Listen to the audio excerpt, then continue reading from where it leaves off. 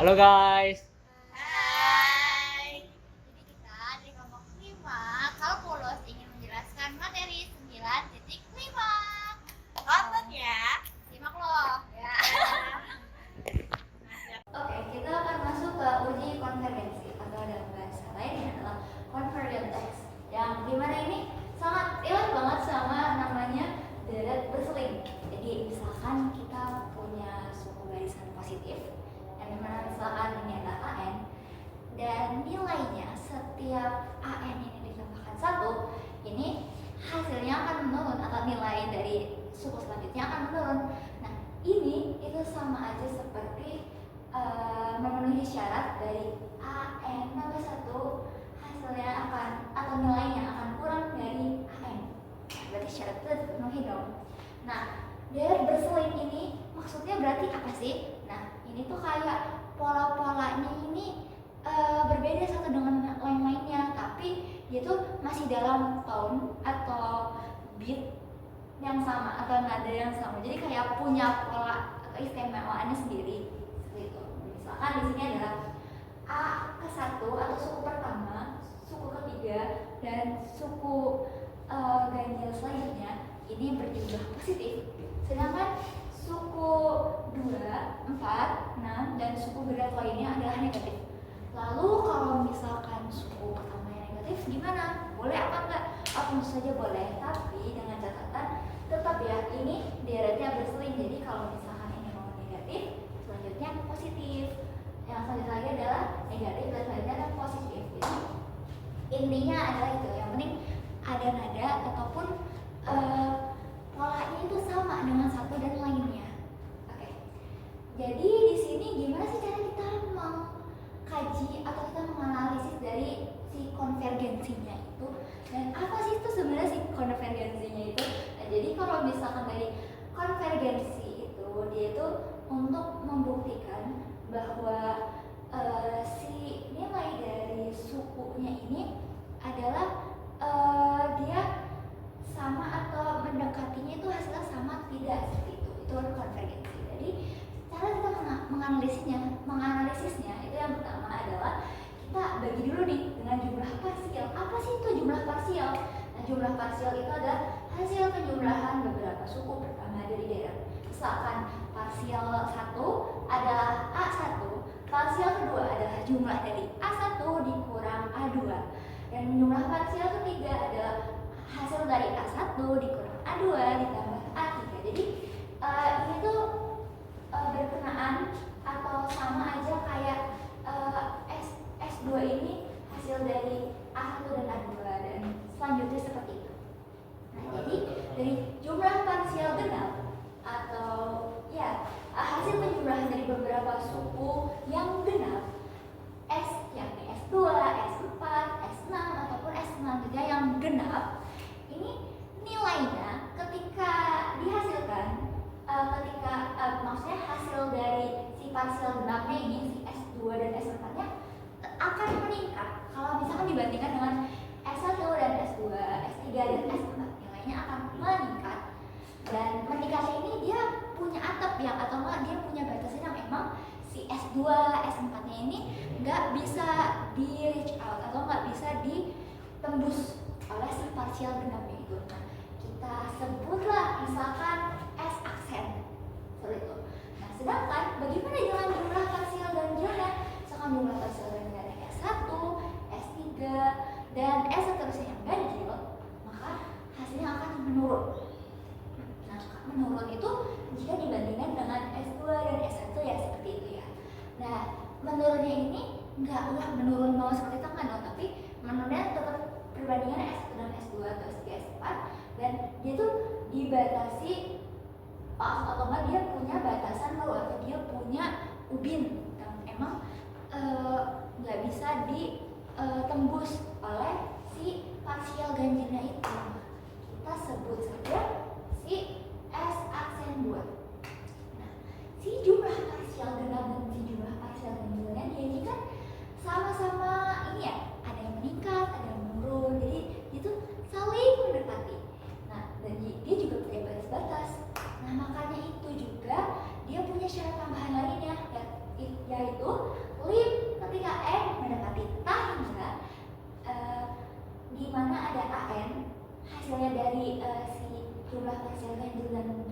parsial genapnya ini adalah 0. Nah, maka itu karena dia saling mendekati, maka dia disebut deret konvergen. Jadi apa? Deret konvergen itu dia sama-sama nilainya tuh saling mendekati satu dan lainnya, seperti itu. Nah, makanya itu kenapa S aksen 1 dan S aksen 2 itu sama dengan, karena dia sama-sama deret konvergen. Nah, makanya itu lagi kenapa disebut ini adalah konvergen ke S aksen 1 dan konvergen ke S aksen 2 ini sebagai permisalan ya. Nah, S aksen 1-nya sama S aksen 2-nya, misalkan kamu pengen ganti dengan hal kutipan ataupun icon-icon lainnya juga tidak apa-apa. Nah, si deret konvergennya ini atau si S aksen 1 sama dengan S aksen 2 ini akan disebut deret konvergen tadinya. Nah, yaitu akan atau dinyatakan dengan S biasa, tidak ada aksen-aksen dan lain sebagainya. Nah, di sini juga makanya itu adalah teorema uji deret berseling. Jadi ini tuh makanya saling berkaitan dengan uji konvergensi sama uji deret berseling, atau dia ada nama lainnya sebenarnya, namanya kriteria Leibniz. Jadi kayak ada bahasa kerennya gitu. Nah, kita lihat nih di teorema 1 di uji deret berseling. Dia tuh diberikan deret berseling. Dia itu sebenarnya kalau bahasa sederhananya ya, dia tuh punya 3 syarat. Yang pertama, si AN itu harus positif. Kenapa harus positif? Karena di sini kan AN itu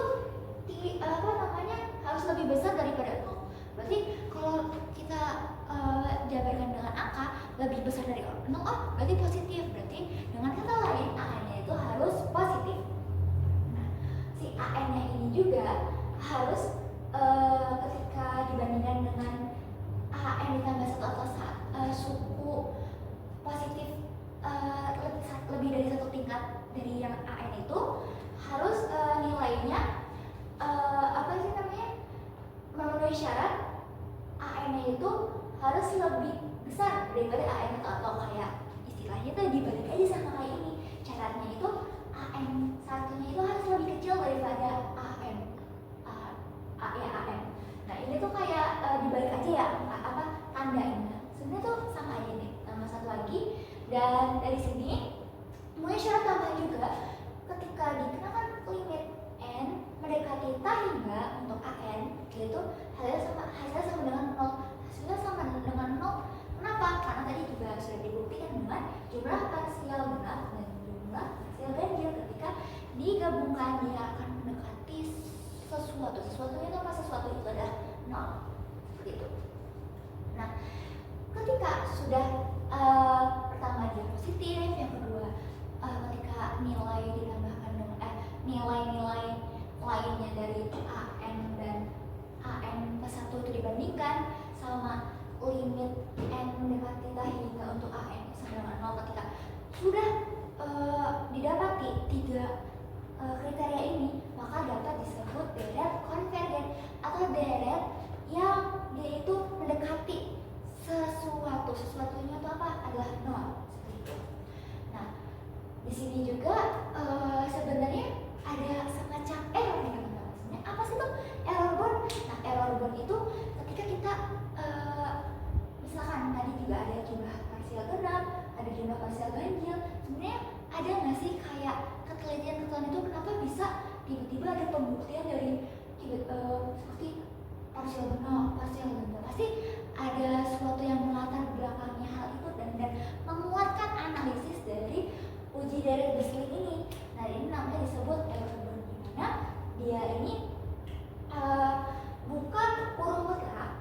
Untuk S-nya ini adalah S dari deret konvergen nyatanya. Ini ketika S aksen sama dengan S aksen 1 sama dengan S aksen 2 nya dikurang dengan SNSN-nya ini adalah deret pertama di AN ini. Nah, ketika dikurang dan ditambahkan mutlak, ini hasilnya akan kurang dari sama dengan atau kayaknya sama aja kayak untuk AN tambah 1 atau untuk baris deret positif lainnya yang memang belum ditambahkan. Jadi kalau misalkan kalian mau mencoba uji ini, cukup pakai 3 kriteria yang tadi aja yang udah Azra sebutin. Nah, hasilnya ini sama aja.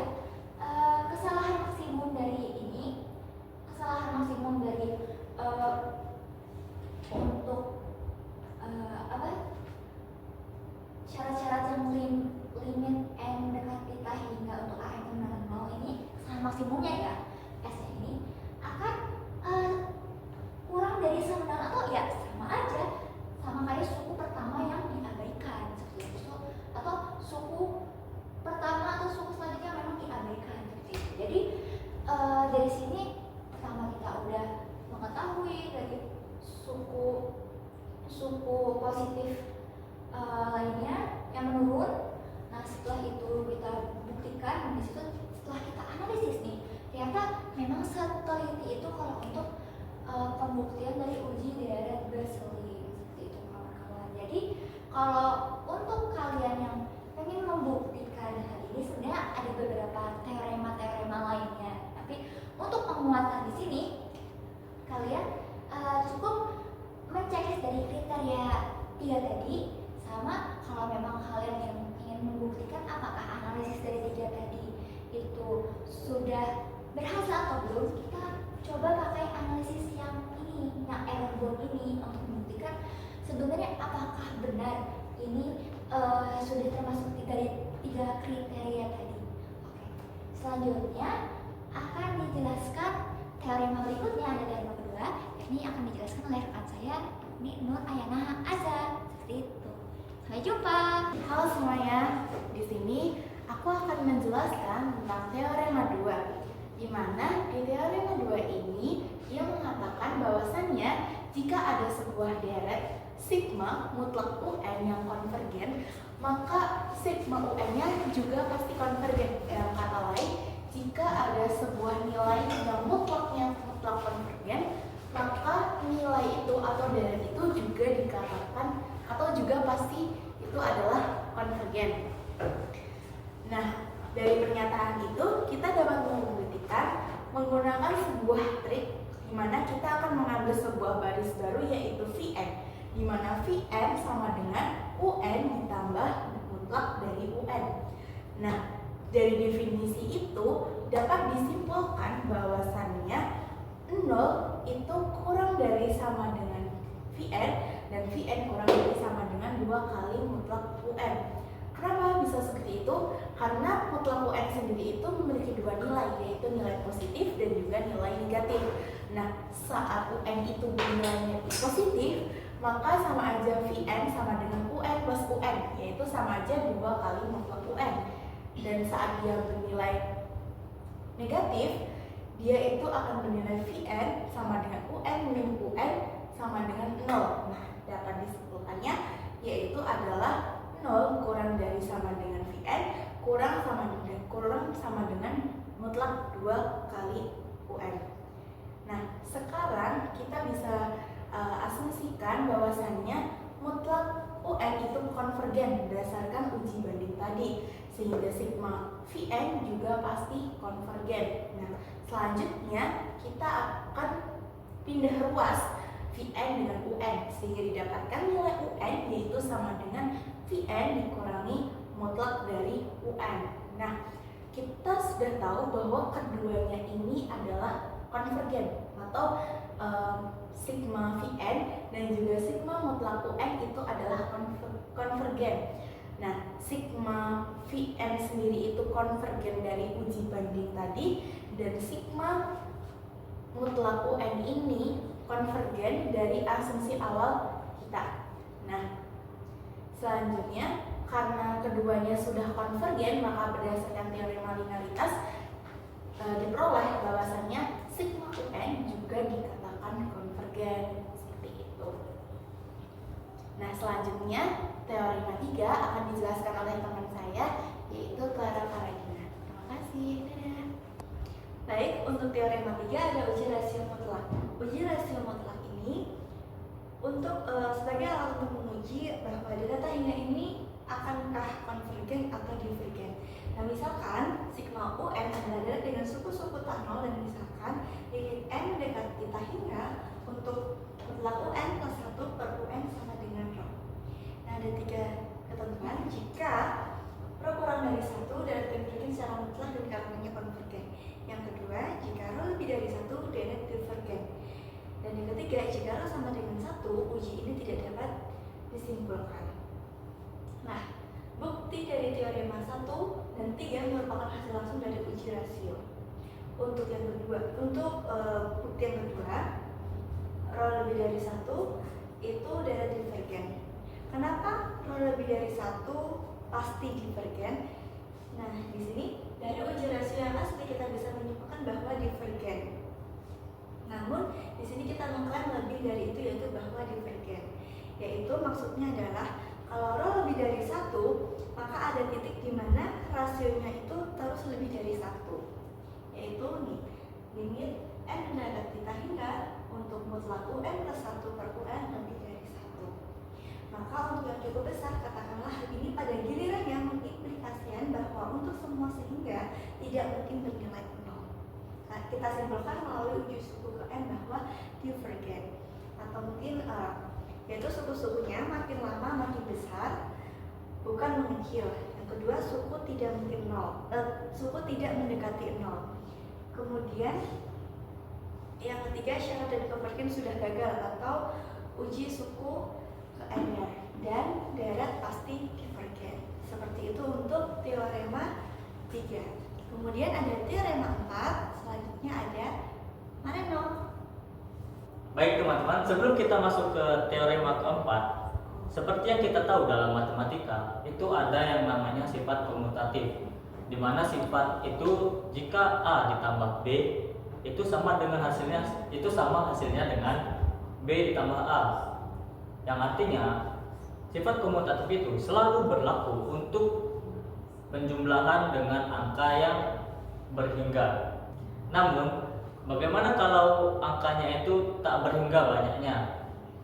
Contohnya seperti deret aritmatika atau deret geometri yang tak hingga. Apakah kalau kita acak-acak urutannya itu akan hasilnya tetap sama atau mungkin akan berbeda? Jadi jawabannya itu tergantung jenis deretnya ya teman-teman. Seperti yang disebutkan dalam teorema 4 ini atau teorema penyusunan ulang, di mana suku-suku dari suatu deret yang konvergen secara mutlak itu dapat disusun tanpa mempengaruhi konvergensi maupun jumlah dari deret tersebut, bagaimanapun kita menyusunnya. Seperti contoh yang sudah kami cantumkan dalam slide ini, kami berikan di sini adalah sebuah deret, di mana deret ini konvergen secara mutlak, sehingga kita bisa menyusun ulang seperti ini dan bisa seperti apapun yang kita inginkan. Meskipun deret ini sudah kami susun ulang seperti ini, deret tersebut tetap konvergen dan memiliki jumlah yang sama persis seperti deret sebelumnya ini. Baik, setelah memahami keempat teorema tersebut, mari kita masuk ke latihan soal.